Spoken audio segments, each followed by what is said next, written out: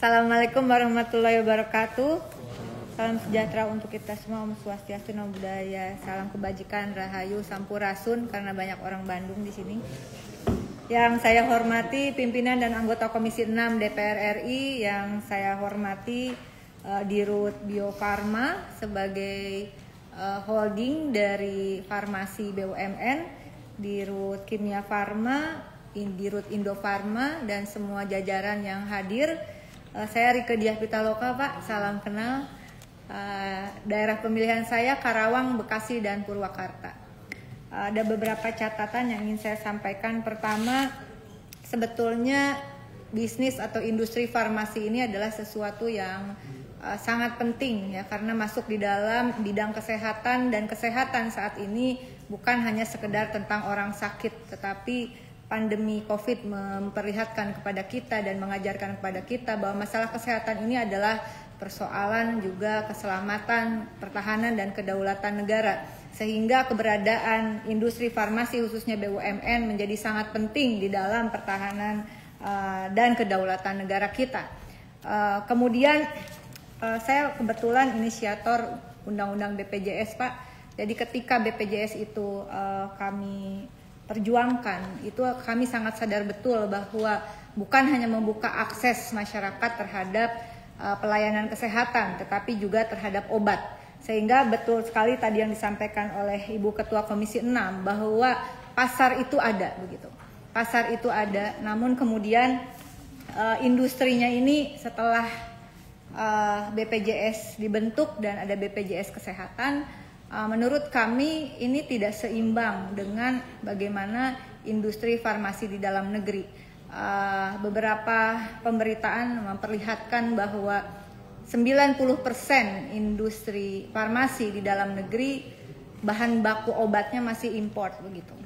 Dan tadi disampaikan dalam paparan Bapak dari line bisnis Bio Farma Group ini terkait bahan baku obat nasional hanya suplai 0,7%, Pak.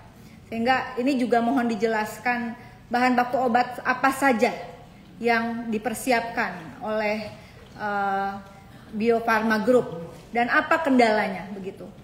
Yang kedua adalah terkait, saya masih tetap mengejar industri kantong darah, Pak.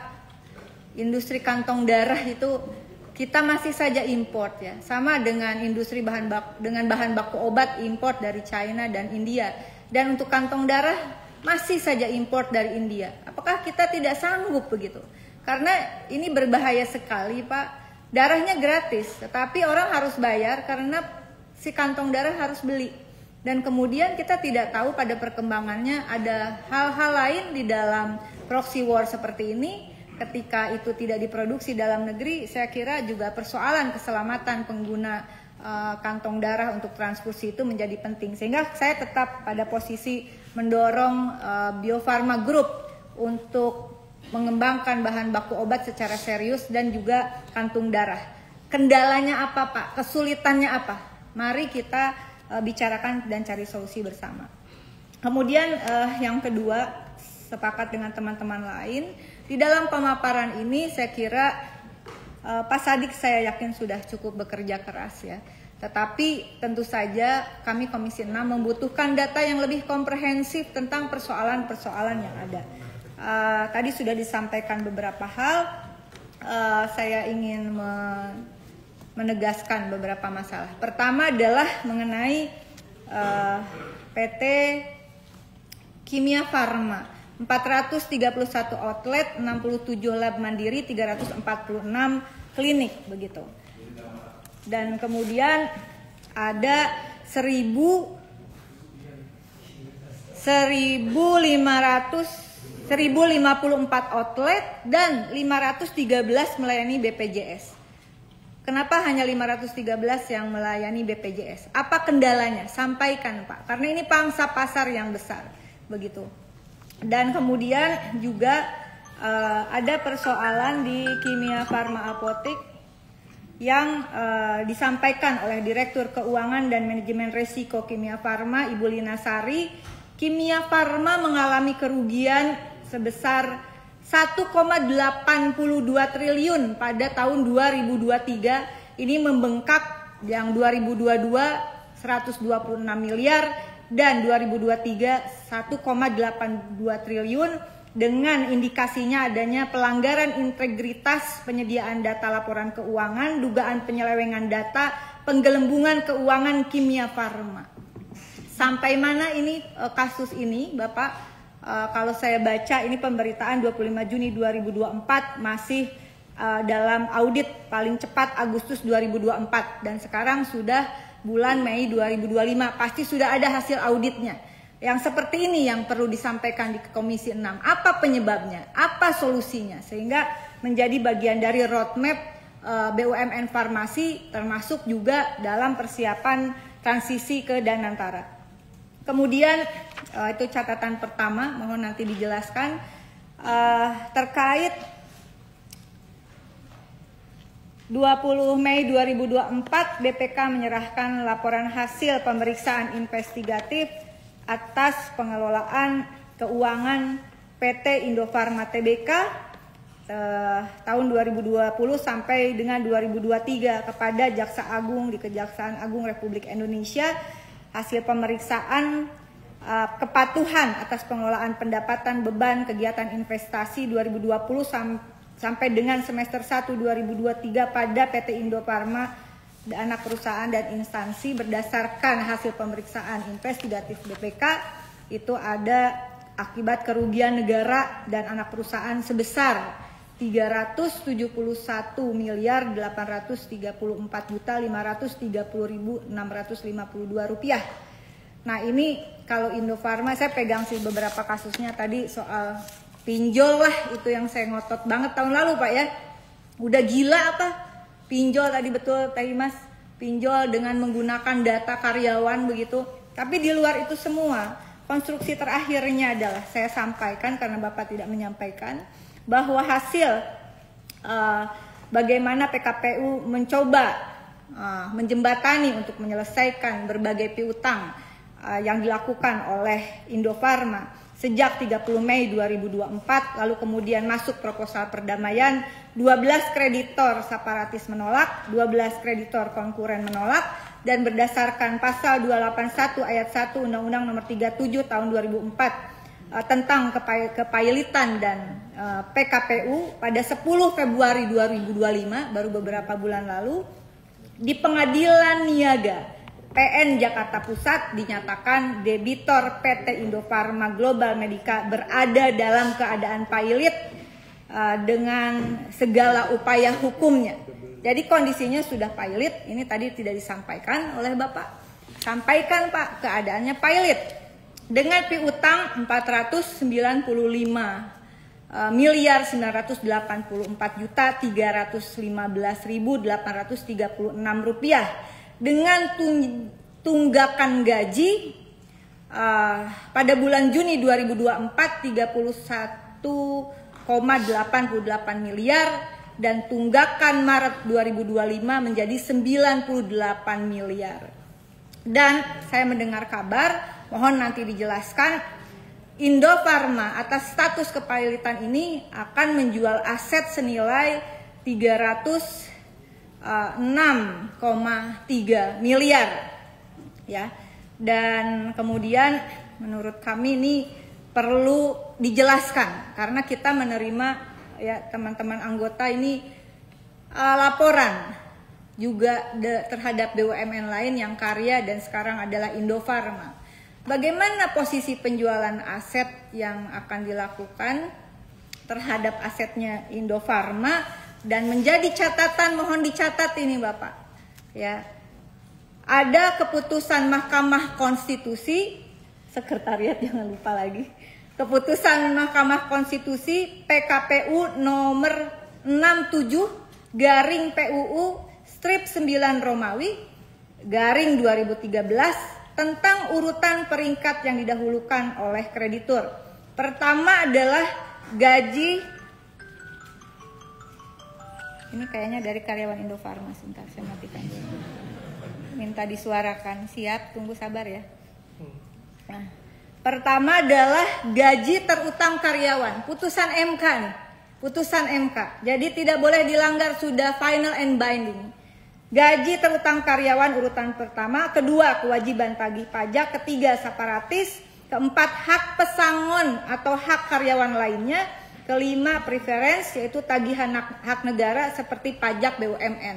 Jadi jelaskan kepada kami bagaimana strategi mengatasi status kepailitan Indofarma, dan Komisi 6 saya mengharapkan dukungan dari pimpinan dan anggota bahwa penjualan aset dari Indofarma itu harus sesuai dengan putusan MK yang tadi saya bacakan. Kemudian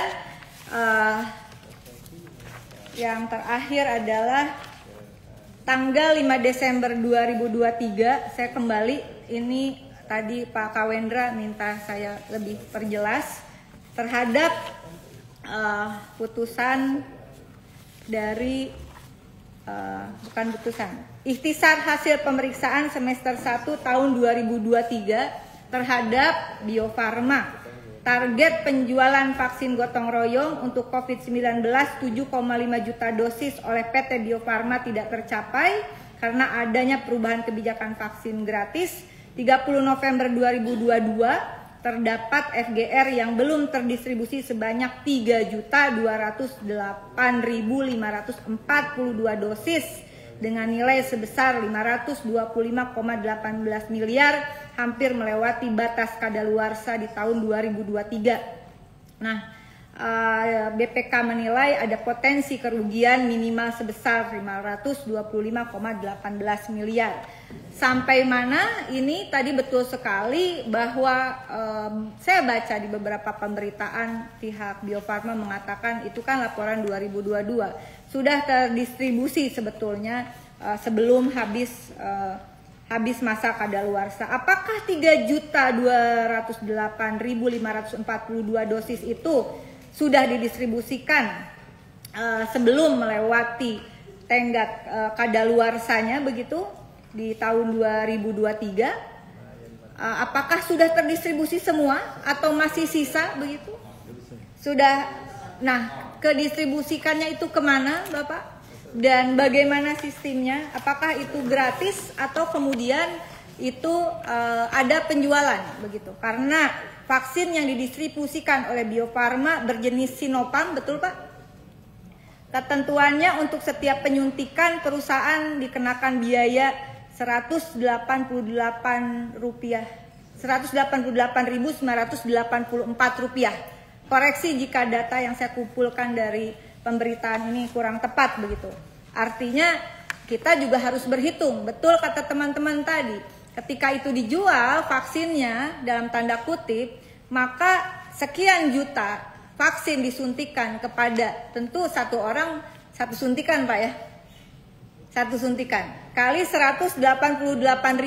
Nah, kami minta hitungannya begitu. Sehingga ini apakah produksi FGR itu menghasilkan keuntungan atau sebenarnya terjadi kerugian. Kalau ada kerugian, sampaikan kerugiannya seperti apa. Terakhir, pada tanggal 10 Juli 2024, kita di sini berdebat keras tentang penyertaan modal negara. Telah diputuskan penyertaan modal negara untuk 16 BUMN, itu salah satunya untuk Bio Farma Persero senilai 2,21 triliun dalam rangka capex fasilitas baru. Betul Pak ya?